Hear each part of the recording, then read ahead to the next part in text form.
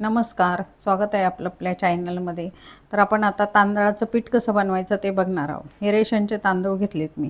त्याला धूळ आणि पावडर भरपूर असते, त्याच्यामुळे ना हे तांदूळ आपण स्वच्छ धुवून घेणार आहोत। आता हे मी चाळून निवडून घेतलेत। आता हे मी 2 ते 3 पाण्याने स्वच्छ धुवून घेणार आहे। त्यानंतर आपण 4 ते 5 तास हे तांदूळ भिजत घालणार आहोत आणि नंतर सुकवून त्याचं पीठ करणार आहोत। तर आता हे मी तांदूळ 2 ते 3 पाण्याने स्वच्छ धुवून घेते।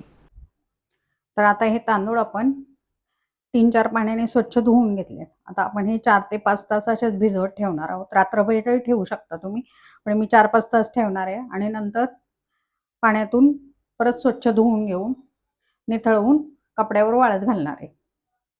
हे बघा, आपल्या तांदळाला 4-5 तास झालेत। आता छान भिजलेत तांदूळ आपले। आता आपण हे पाणी काढून घेणार आहोत आणि एकदा एका पाण्याने धुवून घेणार आहोत आपण तांदूळ। आता आपण परत एका पाण्याने धुवून घेतलेत तांदूळ। आता आपण हे उपसून चाळणीत काढणार आहोत।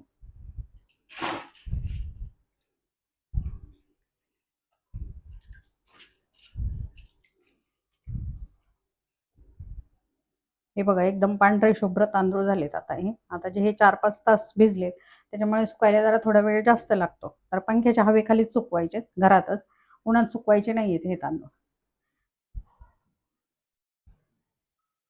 असे पातळ पसरवून घ्यायचे तांदूळ, म्हणजे छान सुकले जातात तांदूळ।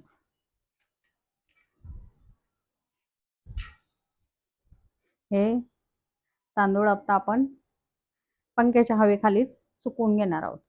उन्हात नाही टाकायचे यांना, घरातच सुकवायचे।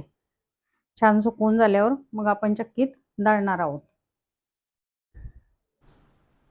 आता आपण जे तांदूळ धुवून सुकायला घातले होते ते आपले छान सुकलेत। 2 दिवस आपण सावलीत सुकवलेत चांगले। आता आपण हे चक्कीमध्ये एकदम बारीक दळून आणणार आहोत। 1 नंबर गव्हाचा जे दळतो, गहू ज्या चाळणीने दळतो त्याच चाळणीने हे दळून आणायचे, ती जाळी लावून। तर आता मी हे एकदम बारीक दळून घेणार आहे घरघंटीवर आणि आपण तांदळाचं पीठ तयार करणार आहोत। चक्कीत जर तुम्ही दळायला दिलं तर चक्कीवाल्याला सांगायचं की एकदम बारीक दळून दे म्हणून। छान बारीक पीठ आलं पाहिजे। आता हे आपण चक्कीमध्ये दळून घेणार आहोत तांदूळ। हे बघा, हे तांदळाचं पीठ तांदूळ आपण चक्कीतून दळून आणले। छान बारीक पीठ दळले, अगदी पावडरसारखं। गव्हाच्या पिठाची जी चाळण असते ना, त्या चाळणीने दळले। तर याच्यापासून तुम्ही वेगवेगळे पदार्थ बनवू शकता।